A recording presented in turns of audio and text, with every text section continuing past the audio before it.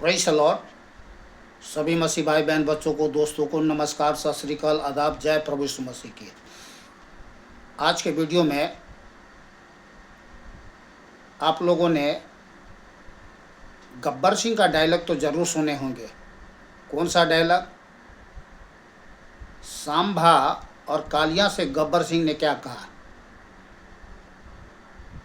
Sugar के बच्चों, तूने गब्बर सिंह का नाम पूरा मिट्टी में मिलाई दिया, इसकी सजा मिलेगी और बराबर मिलेगी।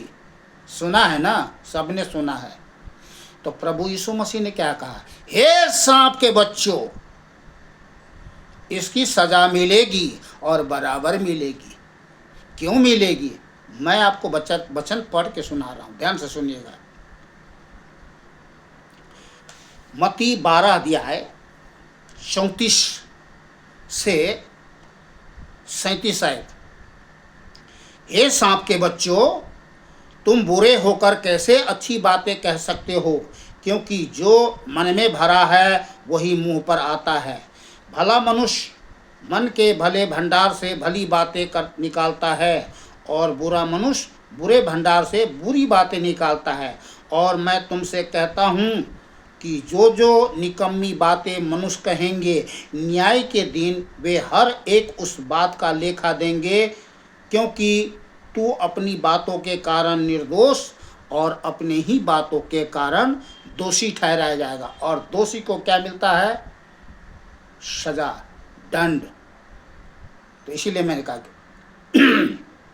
कि इसकी सजा मिलेगी और बराबर मिलेगी। तो किससे कहा? प्रभु यीशु मसीह ने किससे कहा? हे सांप के बच्चों। तो उन पाखंडियों से जो अपने आप को बाबा जी, गुरु जी, स्वामी जी, फरीसी कहलाते थे, उनसे कहा। बाकी किसी भी मनुष्य, किसी भी एक व्यक्ति से प्रभु यीशु ने कभी कोई नेगेटिव बातें अपने मुख से नहीं निकाला। तो इसको मैं आपको मत्ती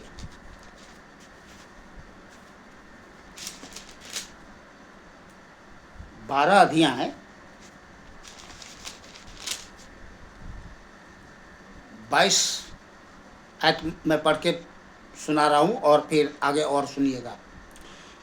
तब लोग एक अंधे गूंगे को, जिसमें दुष्ट आत्मा थी, प्रभु यीशु के पास लाए, और प्रभु यीशु मसीह ने उसे अच्छा किया और वह बोलने और देखने लगा। सुन लीजिएगा ध्यान से। परंतु फरीसियों ने यह सुनकर कहा, यह तो दुष्ट आत्माओं के सरदार बालजबूल की सहायता के बिना दुष्ट आत्माओं को नहीं निकाल सकता। अब सुन लीजिए, एक नया नाम आपके बीच में आ गया जो आप लोग जानते ही नहीं है। फरीसी, जो अपने आप को गुरुजी, बाबाजी, स्वामी कहते हैं, पाखंडी, वो फरीसी क्या कहता है? यह तो दुष्ट आत्माओं के सरदार बालजबूल की सहायता के बिना दुष्ट आत्माओं को नहीं निकाल सकता। तो यानी कि इसमें आप इस बात से समझ सकते हैं, सीख सकते हैं कि एक जो शैतान है उसका नाम क्या है? बालजबूल, जिसकी पूजा लोग अनजाने में करते हैं। और ये दुष्ट आत्मा का सरदार है।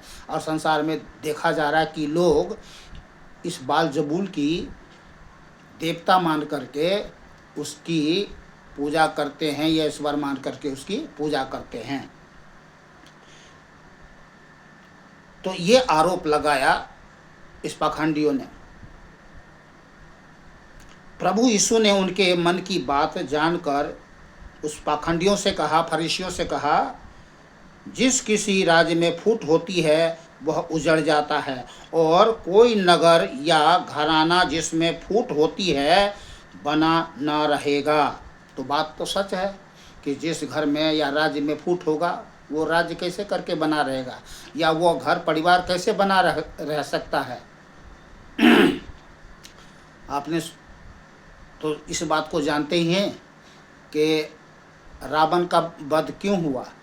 इस कारण से हुआ कि विभीषण ने उसकी भेद खोल दिया। समझ रहे हैं? तो राज्य में फूट हुई, इसी कारण से रावण मारा गया, नहीं तो नहीं, रावण मरने वाला नहीं था। ठीक है। और यदि शैतान ही शैतान को निकाले तो वह अपने ही विरोधी हो गया, फिर उसका राज्य कैसे बना रहेगा? भला यदि मैं, प्रभु यीशु मसीह ने कहा, भला यदि मैं किसकी सहायता से दुष्ट आत्माओं को निकालता हूँ,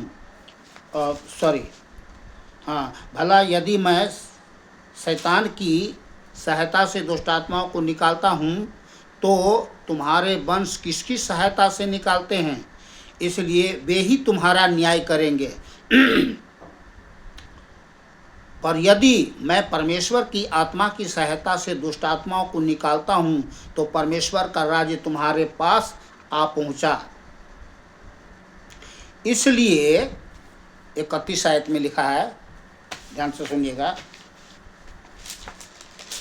इसलिए मैं तुमसे कहता हूँ कि मनुष्य का सब प्रकार का पाप और निंदा क्षमा की जाएगी, परंतु पवित्र आत्मा की निंदा क्षमा न की जाएगी। जो कोई मनुष्य के पुत्र के विरोध में कोई बात कहेगा उसका यह अपराध क्षमा किया जाएगा। प्रभु यीशु मसीह के कहने का तात्पर्य था, यदि तुम मेरे बारे में कुछ कह रहे हो भला बुरा तो मैं तुम्हें क्षमा करता हूँ और क्षमा किया जाएगा। परंतु जो कोई पवित्र आत्मा के विरोध में कुछ कहेगा उसका अपराध न तो इस लोक में और न परलोक में क्षमा किया जाएगा। इसका मतलब है कि उसको सज़ा मिलेगी और बराबर मिलेगी, गब्बर सिंह के डायलॉग की तरह। समझ रहे हैं? तो ये था आज का वचन। अपने मुंह से कभी भी किसी प्रकार के कोई बुरी बातें ना निकाले, किसी के ऊपर में झूठी बातें बोल कर किसी पर दोष ना लगाएं। सबसे प्रेम प्रीति रखे, भाईचारा का प्रेम प्रीति रखे, जहाँ तक हो सके एक दूसरे के साथ भलाई करे और मिल करके जीवन जिए, क्योंकि ये जीवन मिलनसार है। और इस जीवन को आपने समझ लिया तो मिल करके, एक दूसरे से मिल करके, प्रेम करते हुए, भलाई करते हुए, एक दूसरे पर दया करते हुए, सहायता करते हुए आप जीवन जिएंगे।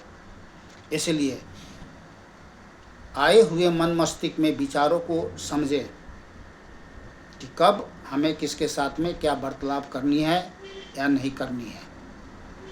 ठीक है?